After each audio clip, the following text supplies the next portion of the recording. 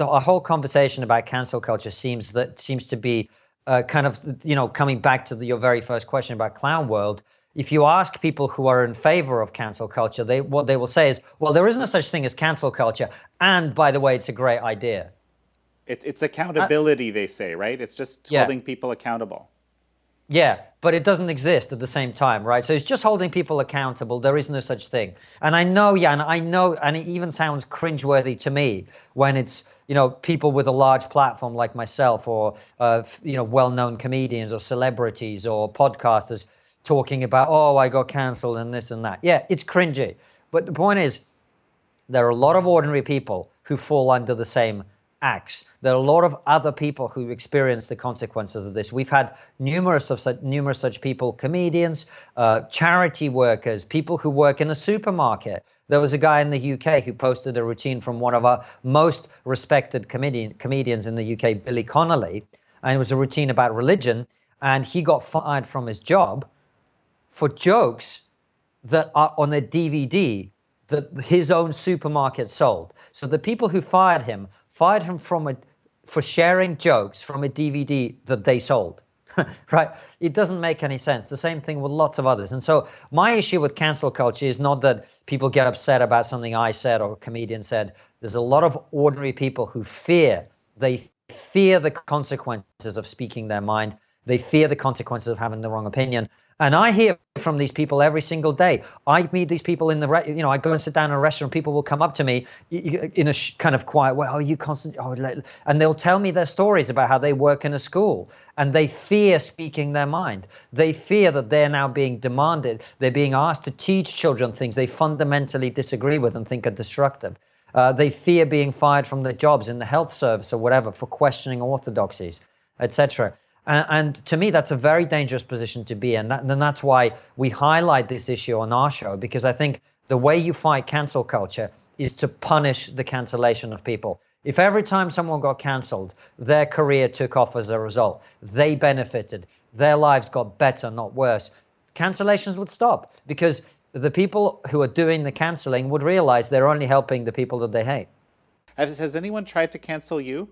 Yeah, or lots of times. I mean, the good thing about being kind of independent is, in terms of putting your own show out, the only people we are accountable with trigonometry to are our fans. They are the ones who fund the show. We don't have any other sources of income, really. So our fans watching the show and supporting it is who we're accountable to. But yeah, I mean, we recently signed to a big comedy agent here in the UK, and a bunch of other comedians tried to get that comedy agent to drop us. It happens all the time, but like I say, I think if you create something of value that's independent, then it's not really going to be a problem. The only people that really could cancel us would be like YouTube, but we don't really do anything that's counter to their rules as they are. And I think that's the other part of resisting cancel culture. It's about building cancellation-proof sources of revenue, work, etc. That will be another big part of it. We have to create alternative institutions where people can't be fired for having the wrong opinion. They can't be kicked out for voting the wrong way in an election, etc. So speaking of cancel culture, a big reason why we started the EpochTV platform is because YouTube decided to demonetize us and reduce our reach dramatically. That is a kind of cancel culture as well. My only hope is that over time, an alternative platform will emerge that is capable of challenging YouTube. Right now, I don't think there is one, and it's obviously very, very difficult to create one. But I think that is our only hope. There is no way these institutions are ever going to be run by people who don't have the mindset that they do.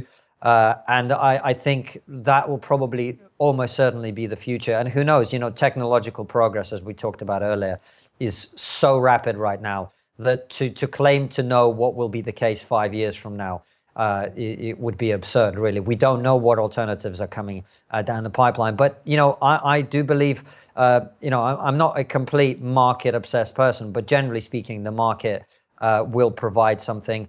Or the electoral market will provide something. Maybe at the next election, we will have the option to vote for somebody who says, I'm going to crack down on big tech censorship. I'm going to crack down on political bias on these platforms and open the internet back up, and to allow us to have open conversations like we should be able to have, because it's our God-given right to do so. So, Konstantin, as we're finishing up, there's this new report by the Jewish Institute for Liberal Values here in the US. You're Jewish. My father-in-law is a Holocaust survivor.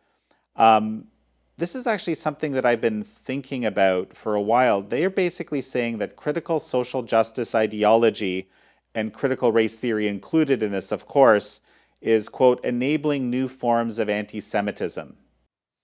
It is. I think it's a broader issue than people who are Jewish or who happen to have Jewish heritage like me. I mean, one of the things that I think we all ought to start doing is speaking about our identities as little as possible. When I fill out a form nowadays which asks about my ethnicity, I just put human, because I'm tired of thinking of myself as being a representative of a group. And this whole conversation to me is damaging, it's dangerous, it's demeaning to us and our ability to be individual human beings, which all of us, of course, are. That's not to say that we don't learn and inherit things from our history and our genes and our families and our whatevers, but I just think we've got to speak about it as little as possible. But of course, critical theory says the opposite.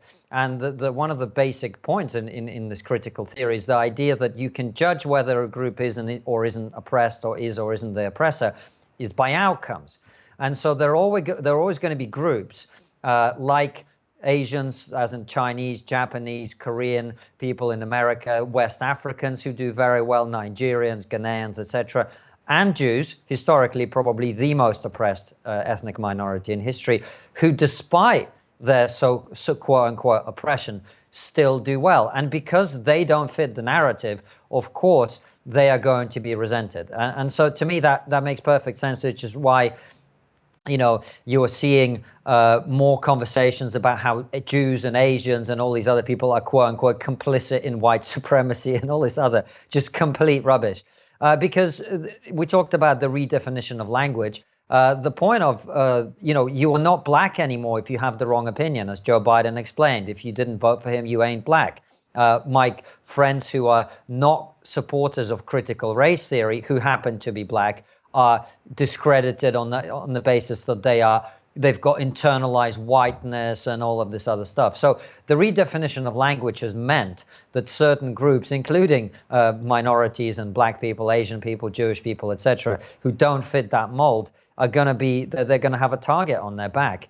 And I think the answer to that really for all of us is to reject critical theory as a way of thinking about things and to look at the underlying causes of different outcomes for different groups. And if you do that, you mentioned Bob Woodson, and you can go down the list, the Thomas Sowells, the Larry Elders, all of these people have told us what the problems are that are actually causing disparities in outcomes for different ethnic groups. And partly it's, of course, history, but partly it's, the obvious things, poverty, the breakdown of the family, poor educational facilities in certain areas, all of that. And those are problems around which actually left and right, black and white, we could all unite, which is why these people don't want us to deal with those issues and the facts of them, because it would mean we're all united and pulling in one direction. They don't want that. They want to divide society because they've realized that they found a cheat code to this game called life. And if you whine loudly enough about how oppressed you are, you get media opportunities, you get book deals, you get paid sponsored podcasts and so on and so forth. And, it's the grift that these people have worked out how to play. And, I said this on my Twitter the other day, in seeking to remove from society the last pockets of bigotry, prejudice, and racism, what we've done instead is we've enabled a small minority of these grifters and we've encouraged them to profit from the division that they themselves create, which is why they're never going to give it up. And it's up to us to say, actually, we as a society, yes, we want to tackle the problems of inequality, which are real in society, but we're going to do that not by looking at our race, not by looking at our ethnicity, but by looking at the facts and pulling in one direction to fix them. Unity, it's frankly a powerful vision, and I absolutely share that vision with you. It can be difficult to see how that might happen in the way our societies are progressing today. Any final thoughts as we finish up? Well, look, on that very issue, I don't ask everybody to go out and sacrifice themselves on the cause of truth, martyrdom, or whatever it is. Everybody's got different roles to play.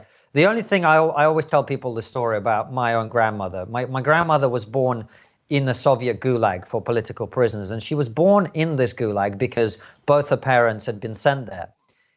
And after her dad had served his 10 years, he was kept in the gulag for another 3 years because he was considered useful. And when they were eventually released, as all gulag prisoners were, they were released without the right to live in any of the major cities in the Soviet Union. They had to live in some backwater in the middle of Siberia. And the only people who lived in these tiny towns and cities in those areas were the former prisoners and the former guards of the concentration camp. So you literally would have the gulag guards and the gulag prisoners living side by side. And when Joseph Stalin died in 1953, and later the crimes of his regime were exposed, my grandmother remembers knowing several families of these guards in her tiny little town who killed themselves.